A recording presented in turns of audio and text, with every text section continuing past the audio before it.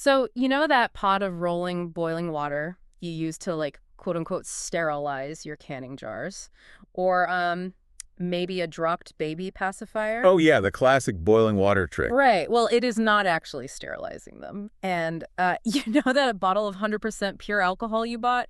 The one you thought was the ultimate undisputed germ killer? Yeah, people love the 100% stuff. Exactly. But it's actually worse at killing microbes than the watered down stuff sitting right next to it on the shelf. I mean, it sounds completely backwards, right? Right.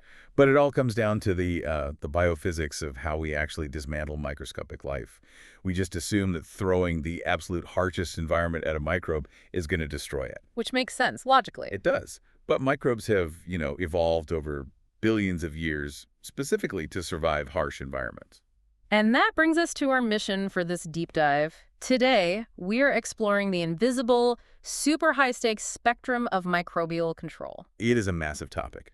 It really is. Yeah. So to do this, we're synthesizing a huge stack of sources for you today. We've got clinical infection control guidelines, some wild historical medical case studies, FDA reports on medical devices, and some pretty dense microbiological research on resistance. Yeah, some heavy reading in there. Oh, definitely. Because, we throw around words like sanitize and disinfect and sterilize totally interchangeably in everyday life. Like you wipe down a kitchen counter and think you just rendered it sterile. Right, which you definitely did not. Exactly. But the difference between killing most microbes and killing all microbes is profound. I mean, it impacts everything from major hospital surgeries to that little bottle of hand sanitizer in your pocket. It really does. So to start us off, let's establish the scientific reality here. Where is the actual hard scientific line drawn between these terms? Well, we have to look at the ultimate mathematical goal. So let's start with sterilization. Sterilization is not a spectrum. It is an absolute binary. It means the complete destruction or removal of all forms of microbial life. So we're talking bacteria, fungi, viruses, and the highly resilient dormant states that we'll definitely get into shortly. Right. There is basically no such thing as partially sterile or, 99% sterile. But wait, when you say absolute, how do we even measure that in the real world? Like, you can't inspect every microscopic millimeter of a surgical scalpel. No, you can't. So we measure it using probabilities. Regulatory bodies define it using something called a sterility assurance level, or SL. SL, okay. And the standard is an SL of 10 to the negative 6. Which means if you subjected 1 million identical items to a sterilization process, statistical modeling dictates that no more than one of them, just 1 in 1 million, would still harbor a single viable organism. Oh, so it's a structural mathematical guarantee, not like an item-by-item physical inspection. Exactly. It's a threshold of near certainty. But disinfection, on the other hand, is totally different. How so? Disinfection is a graded spectrum. So you are reducing pathogens to a level that is considered safe for whatever specific purpose you have, but the process explicitly tolerates the survival of some organisms. Okay, I get it. So sterilization is basically a light switch. It is either completely on or completely off. Right. But disinfection is a dimmer switch. You just slide it up to a level of clean that is, safe enough for whatever you're doing. That is a perfect way to look at it. But if we have the technology to hit that 1 in 1 million sterilization standard, what's the biological roadblock? Like, what stops a heavy-duty disinfectant from just crossing the finish line and becoming true sterilization? The main dividing line there is the bacterial endospore. Endospore, what is that exactly? So certain bacteria, particularly from general like Bacillus and Clostridium, they produce these dormant survival forms when their environment becomes hostile. Like an escape pod. Exactly. They basically shut down their metabolism, they dehydrate their core, and they build this highly complex armor-plated outer shell. It's laced with specialized proteins and calcium complexes. Oh, wow. I mean, they're essentially waiting out the apocalypse. Yeah. Basic chemical disinfection just bounces right off them. Wait, okay. If spores are that resilient, why wouldn't we just crank the chemical dimmer switch all the way up to maximum? What do you mean? Like, if I'm using alcohol to disinfect something, logic dictates that a higher concentration is better, right? Why shouldn't we just use 100% pure ethanol to utterly destroy the cell structure? Because that logic totally ignores how the chemistry of cellular destruction actually operates. It's really fascinating. Yeah. Water is not just like a cheap filler in a bottle of rubbing alcohol. It's not. No, it is an active, necessary catalyst in the killing process. To destroy bacterium, the alcohol has to penetrate the cell membrane and denature its proteins. Denature meaning like unraveling them. Yes, unfolding the complex three-dimensional structures that allow the cell to actually function. And water helps with that unfolding. Exactly. Without water, 100% pure alcohol acts way too fast. It's too aggressive.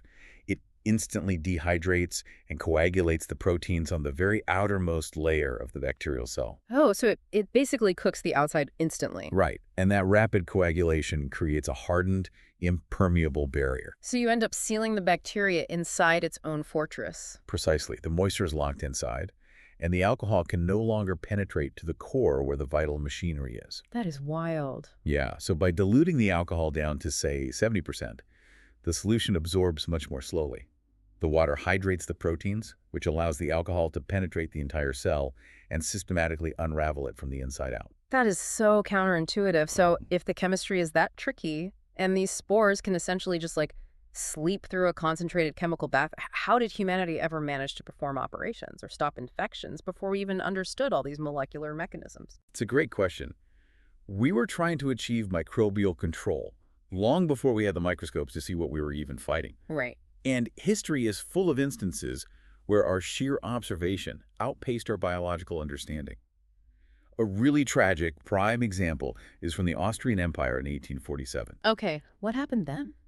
There was this physician, Ignaz Semmelweis, at the Vienna General Hospital, and he noticed this horrifying disparity in maternal death rates. Like women dying in childbirth? Yes, of puerperal fever. Mothers who were delivered by medical students were dying at roughly triple the rate of mothers delivered by regular midwives. Wait, triple? Why the huge discrepancy? What were the medical students doing differently? Well, Semmelweis traced their movements, and he realized the medical students were coming straight from performing autopsies in the morgue, Oh, no. directly to the obstetric ward to deliver babies. And remember, germ theory did not exist yet. Pasteur and Cook wouldn't prove that germs cause disease until decades later. So nobody knew what bacteria even was. Right. Semmelweis just theorized that these unseen, quote-unquote, cadaverous particles were being transferred on the doctor's hands. Wow. So he instituted a strict mandate. He said doctors absolutely had to wash their hands in a chlorinated lime solution before examining any pregnant woman. So he inadvertently weaponized chlorine against microbes without even knowing what a microbe was. Did it actually work? It worked incredibly well.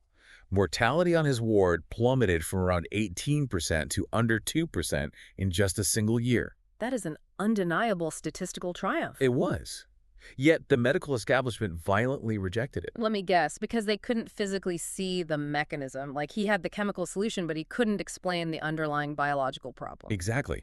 Without the why, the medical elite found it deeply insulting to suggest that a gentleman's hands could be, quote, unclean. Oh, the arrogance. It's tragic. Semmelweis was ridiculed, pushed out of his position, and eventually committed to an asylum. You're kidding. No. And ironically, he died there from a wound infection. Oh, that is incredibly dark. It really is.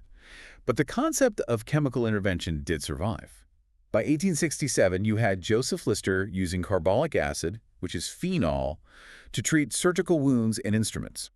Fun fact for everyone listening, that's actually where the name Listerine comes from. It was originally a surgical antiseptic before they rebranded it as mouthwash. Yes, and Lister's methods dramatically cut sepsis rates. But here's the catch. Neither chlorine nor carbolic acid were achieving true sterilization based on that absolute definition we established earlier. Yeah, we're just doing really heavy disinfection. Exactly. True. Absolute sterilization didn't arrive until 1879. That's when Charles Chamberlain, who was a collaborator of Louis Pasteur, realized a crucial limitation. Which was? The limitation we mentioned right at the start of this deep dive.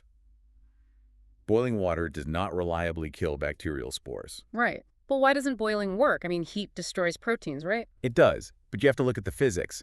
The maximum temperature of liquid water at sea level is 100 degrees Celsius. Because after that, it turns to steam. Right. And the complex calcium structures and dehydrated core of an endospore, they can easily withstand that specific thermal load. You can boil certain spores for hours, and the moment the water cools down, they will just germinate and multiply. That is terrifying. So how do you break them? You need to deliver significantly more thermal energy. But physics dictates you cannot heat liquid water past its boiling point without changing the atmospheric conditions. Ah, you have to introduce pressure. Exactly. Chamberlain invented the autoclave by doing exactly that. Yeah. By pressurizing steam to 15 pounds per square inch, he raised the temperature of that steam to 121 degrees Celsius. Okay, so it's much hotter. It is. But it isn't just about the temperature. Pressurized steam possesses an immense amount of what's called latent heat. Latent heat. Yeah, when that pressurized steam contacts a cooler object like a surgical instrument, it instantly condenses back into liquid water. And when it does that, it transfers a massive payload of thermal energy directly into the spores on that object, completely rupturing them. This thermodynamic transfer is exactly why modern hospitals use pressurized steam, not boiling water, for their surgical tools. Okay, but if the autoclave is the ultimate solution, if it delivers that fatal payload of heat to absolutely everything, why isn't it used universally? Like, why doesn't a hospital just run literally every single piece of equipment through an autoclave to guarantee that 10 to the -6 sterility level? Honestly, because of material science, Yeah. the conditions inside an autoclave are incredibly violent. Right, heat and pressure. Intense heat, moisture, pressure. Yeah. A solid steel scalpel can handle that no problem. But think about a complex, multi-million-dollar endoscope. Oh, with all the cameras and stuff? Exactly. It's packed with flexible polymers, fiber optics, delicate microcameras. If you put that in an autoclave, it will literally melt or shatter. Plus, sterilization is slow, it's expensive, and it fundamentally degrades a lot of materials over time. Which creates a massive logistical nightmare. You need things to be perfectly safe, but you can't just destroy all your expensive tools in the process. It's like using a flamethrower to kill a mosquito on your wall. That's a great analogy. It's effective, but you're going to burn your house down. So how does a hospital actually decide what gets the extreme treatment and what doesn't? Well, back in 1968, a researcher named Earl H. Spaulding proposed a game-changing classification system. He shifted the focus entirely away from what the object is and instead focused on the risk of infection that the object's use carries. Okay, risk-based. So he divided patient care items into tiers. Exactly, 3 tiers. Let's walk through those. What is the absolute highest risk tier? Those are critical items.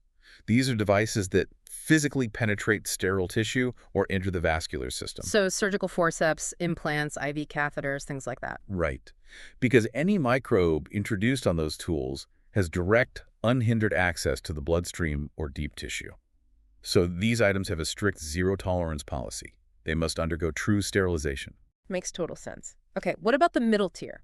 The delicate tools that can't survive the autoclave. Those are semi-critical items. These contact mucous membranes or non-intact skin, think respiratory therapy equipment or anesthesia masks. Okay. Mucous membranes are highly vascular, yes, but they have their own robust immune defenses, which makes them somewhat naturally resistant to standard bacterial infections. So these items require high-level disinfection. And that's a step down from sterilization. It is. High-level disinfection kills all vegetative bacteria, viruses, fungi, and most spores, but it stops just short of guaranteeing absolute mathematical sterility. Got it. And the lowest tier? Non-critical items.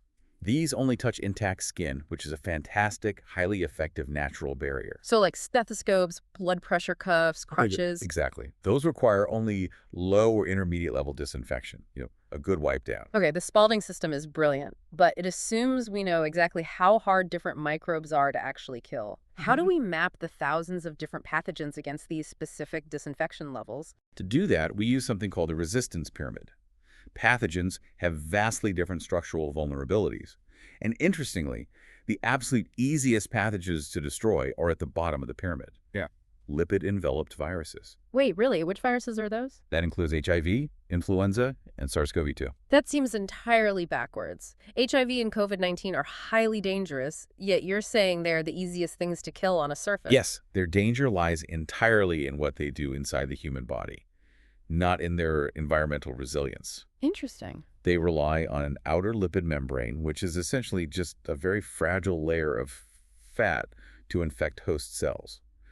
Basic soap or low-level disinfectants instantly dissolve that lipid layer, which renders the virus completely inert immediately. Oh, wow. Okay, so moving up the pyramid, it gets harder. Much harder.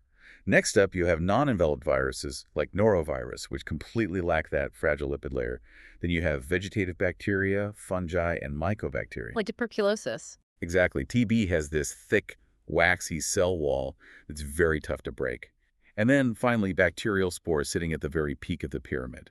But looking through the sources, they highlight this bizarre biological anomaly that basically breaks this entire hierarchy. Prions. Ah, yes, prions are the ultimate boss level. They operate completely outside the normal rules of microbiology. How so? They are not bacteria, they are not viruses, and they do not even have DNA or RNA. Wait, what? A prion is simply a misfolded protein.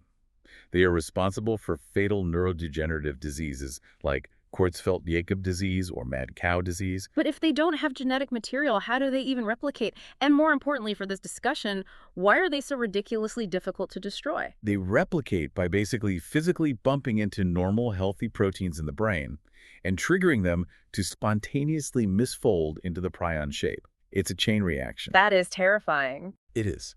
And they are so incredibly difficult to destroy because of their physical structure. Normal proteins are delicate, right? He unfolds them easily.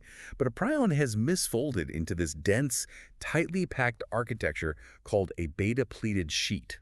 Beta-pleated sheet. Yeah, it is an extremely low-energy, highly stable physical state. Meaning the thermodynamic payload from a standard autoclave just isn't enough to unravel them. Exactly. Standard sterilization usually targets genetic material or disrupts normal cellular machinery.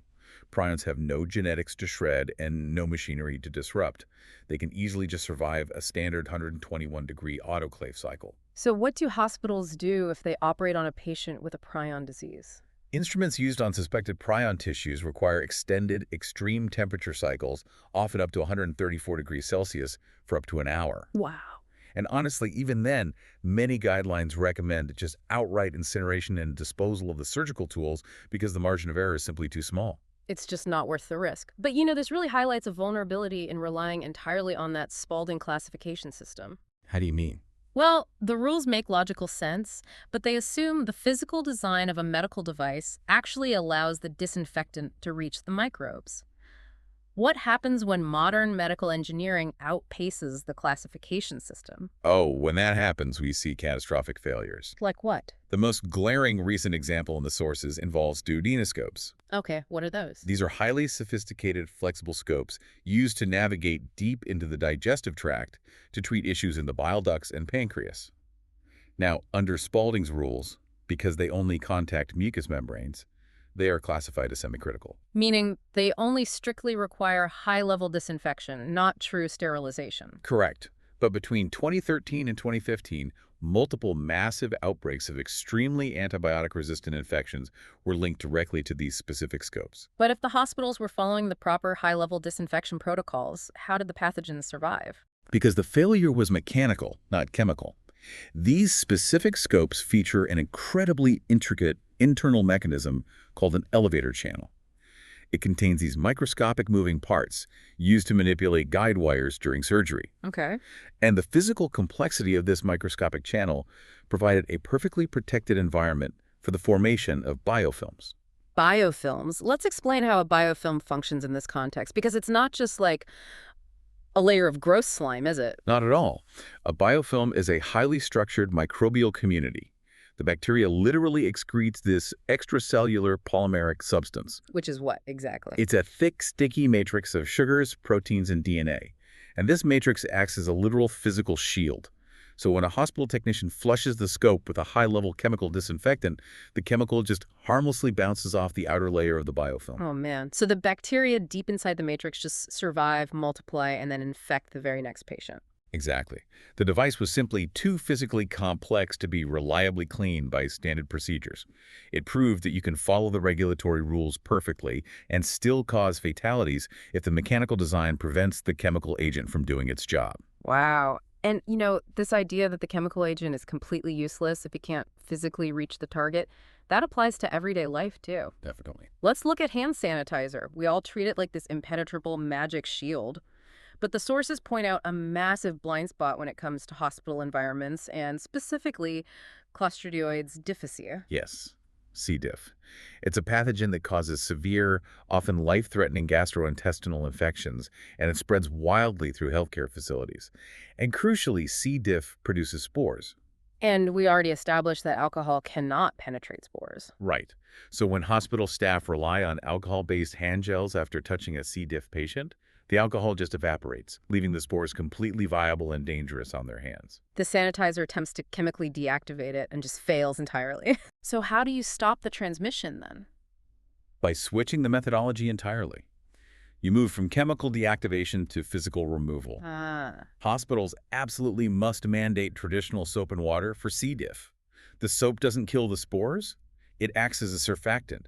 It breaks the surface tension of the oils on your skin. So the mechanical friction of rubbing your hands together physically dislodges the spores, and the water just washes them down the drain. Exactly. Hand sanitizer and hand washing are fundamentally different mechanisms of control. You know, it reminds me of the whole pushback against antibacterial soaps in consumer households a few years ago. For years, adding chemicals like triclosan to household hand soap was heavily marketed as this superior level of safety. Oh yeah, the antibacterial craze. The FDA eventually had to step in and actually ban triclosan and several other active ingredients from over-the-counter consumer washes. Why? Did it not work?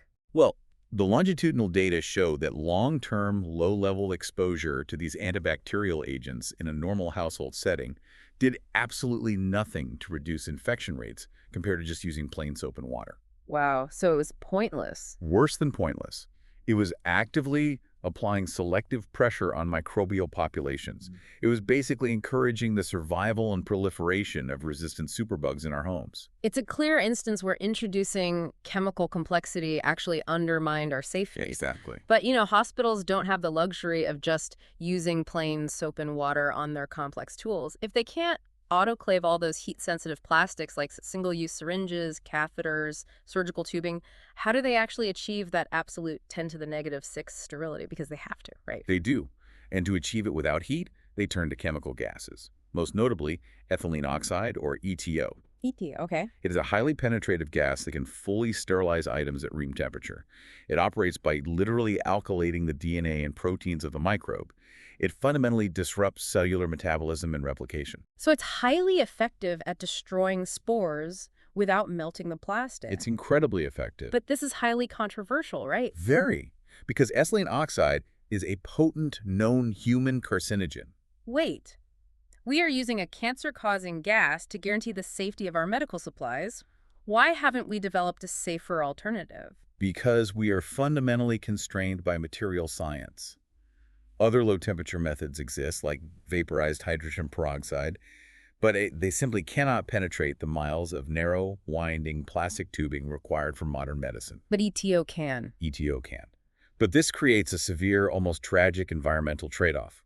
The industrial facilities running these massive sterilization chambers release trace emissions of the gas. Surrounding communities have faced elevated cancer risks, prompting intense scrutiny and regulation from environmental protection agencies. So we're caught between the uncompromising biological necessity of perfectly sterile equipment inside the hospital and the severe public health risks of the sterilization process outside the hospital. That is the exact dilemma. This entire deep dive really illustrates that microbial control always demands a toll, whether it's physical, chemical, or environmental. It never comes for free. Right. So as we synthesize all this, what are the core practical takeaways for someone just trying to navigate these principles in their daily life? Well, the absolute most fundamental rule is that cleaning must always precede disinfection or sterilization. Cleaning meaning just wiping things down? Cleaning is the physical removal of organic debris. Blood, dirt, oils. Organic matter actively neutralizes active chemical ingredients, and it acts as the physical shield. Like the biofilms we talked about. Exactly. You simply cannot sanitize a dirty surface. The chemicals will just expend all their energy reacting with the dirt, leaving the microbes totally unharmed underneath. Okay, so mechanical removal first, then the chemical intervention. Right. Furthermore, you have to understand the specific limitations of your tools. In the kitchen, for instance, food safety heavily relies on these exact principles. Clostridium botulinum, the pathogen responsible for botulism, produces endospores. Ah, so if you are canning vegetables at home, boiling the jars in a water bath at 100 degrees Celsius is completely insufficient. Totally insufficient. The spores will happily survive the boiling water. And once you seal that jar, you create an anaerobic, oxygen-free environment. Those spores will germinate and produce a lethal neurotoxin. Which is exactly why safe canning of low-acid foods strictly requires a pressure cooker. Yes, you are utilizing Chamberlain's autoclave principle pressurized steam right in your own kitchen to achieve the necessary thermodynamic transfer. It all circles back to the physics. It really does, which honestly leads to a critical dilemma we are rapidly approaching in modern medicine. What's that? We are locked in a relentless arms race. We engineer medical devices to be increasingly microscopic, right? We're integrating delicate robotics, advanced polymers, and fragile fiber optic to perform these minimally invasive miracles. Right, making surgery safer for the patient. But at the exact same time, microbial life relentlessly adapts. They exploit the tiniest physical crevices in those new tools and form impenetrable biofilms. We still rely on a binary definition of sterilization that demands the absolute destruction of all life. The 10 to the -6. Yes. But as our life-saving tools become too delicate for pressurized steam, too complex for chemical penetration, and too environmentally costly to bathe in toxic gas, we have to ask a terrifying question. Which is? Are we approaching the hard physical limits of sterilization? Will we reach a point where it's fundamentally impossible to guarantee a tool is completely devoid of microscopic life without destroying the tool itself in the process? We just assume human engineering will always outpace microbial evolution, but physics may eventually force us to redefine what safe actually means.